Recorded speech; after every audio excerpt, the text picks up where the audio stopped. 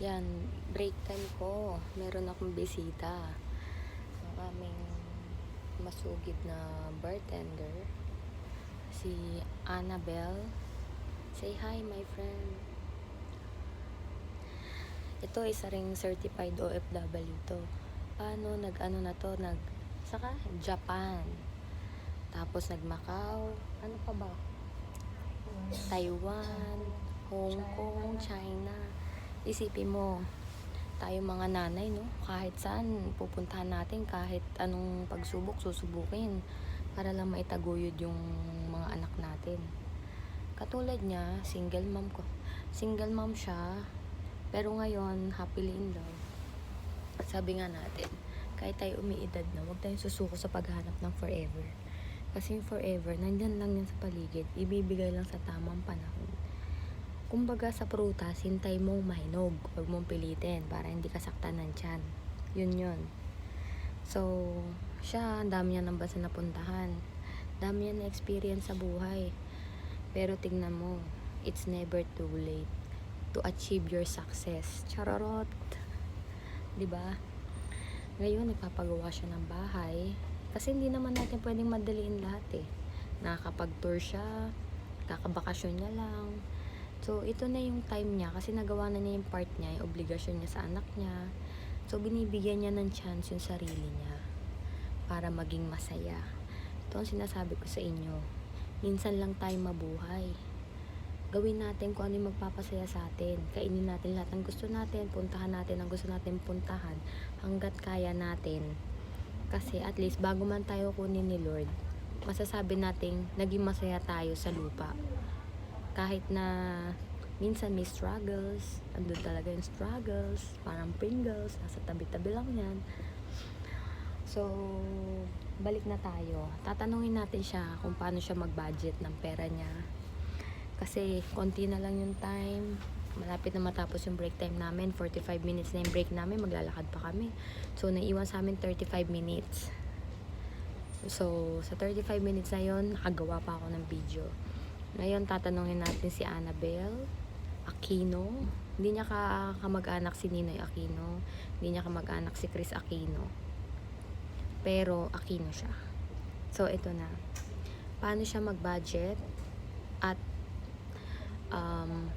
paano ba sabihin kung magandang term? Kasi, mahirap na. Alam mo naman mga tao sa Pilipinas, judgmental. Konting maling term, boba na agad. Admit ko naman, di naman ako magaling sa English. At least magaling ako sa Chinese.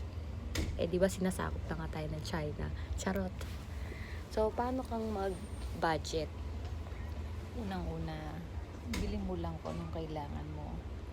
Tapos, Kasi ako, ang ginagawa ko, nililista ko muna yung total na sweldo, total na gastos, yung matitira, may part na save, may part na gastos. tapos, syempre kakalimutan mag-enjoy kahit once a week or bilan mo man lang damit yung sarili mo, kailangan mo lang. Kasi, Yun ang hindi ko nagagawa, bilhan ng damit ang sarili ko. tapos syempre, hindi mo kalimutan magtabi. Hindi mo alam kung ano mangyayari the next day. Baka may mga emergency, ang hirap ng mga ngapakan. Pero kung sa mga taong sanay mga pa, gora lang. Basta yun, mahalin yung trabaho mo. Dahil hindi permanente pagiging OFW. Pero aminin mo, ang pinaka naipon mo is kalyo. Tama ba? Ang dami. Ang dami.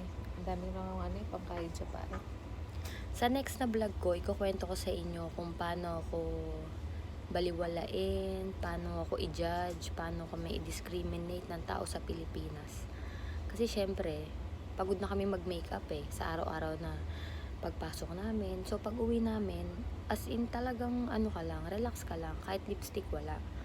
Ikukwento ko next time sa inyo kung gaano ka-judgmental ang ibang nilalang na hindi man lang nila iniisip ang mararamdaman ng kapwa nila. Kasi sa work namin, hindi kami pwedeng manghusga. Hindi mo alam kung sino yung mga pumapasok sa casino. Yung pa pala yung mga bigatin, yung mga mukhang basura.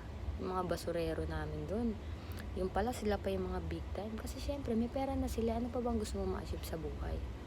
So, balik tayo kay Miss Aquino. About sa pagbabudget. Next topic ko yan.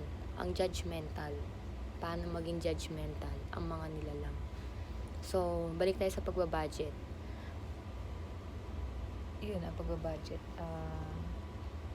Hanggat maaari nga, mahirap talaga yung pagka may mga emergencies, mahihiram ka, tapos mapapahiya ka sa mahihiraman mo. Hanggat maaari paglaanan mo yung pangangailangan mo. Ito pala, excuse me, sisingit ako ulit.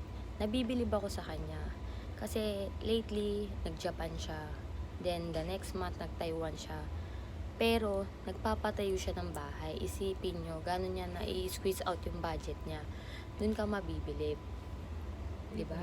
Yun lang, napaghahandaan din lahat-lahat. Yung mga medyo pagka yung hindi tayo minsan makasama sa mga lahat ng okasyon. Minsan yung mga importante lang naman kasi pag nandito na tayo sa age na to, papunta na tayo sa sa maraming responsibilidad. So, mas mag-concentrate ka lang doon sa muna. Ayan, tulad yung mga pangangailangan mo, hindi mo alam mamaya, magkasakit ka. Siyempre, maganda na yung handa ka. No? So, paikli natin, ang ano natin dito is needs before wants. Yes. Tama ba? Pero pag nakita ka ng sale, deadmahin mo yan. Kumbaga sa kabahay, nakaganon. Ano bang tawag doon? Yung ganito, para one way lang yung tingin mo. Focus ka lang. Oo, pero kung nanay tayo, sanay tayo na tipirin yung sarili natin, pero wag natin tipirin ang mga anak natin. Yes. 'Di ba? Eto si Miss Aquino, sinasabi ko sa inyo, never tinipid ang anak pero hindi sumasama sa happy-happy ng trabaho. Mga katrabaho namin, kahit tag 50-50 ang ambagan namin. Pero hayaan nyo. O sige na, matatapos na aking break sa uulitin at doon tayo pag-usapan natin ng mga judgmental. Yan medyo mahaba kasi mahaba talaga yan dahil marami na experience sa judgmental na tao. So, goodbye. Salamat sa aking guest for today, Aquino. Bye-bye. Bye.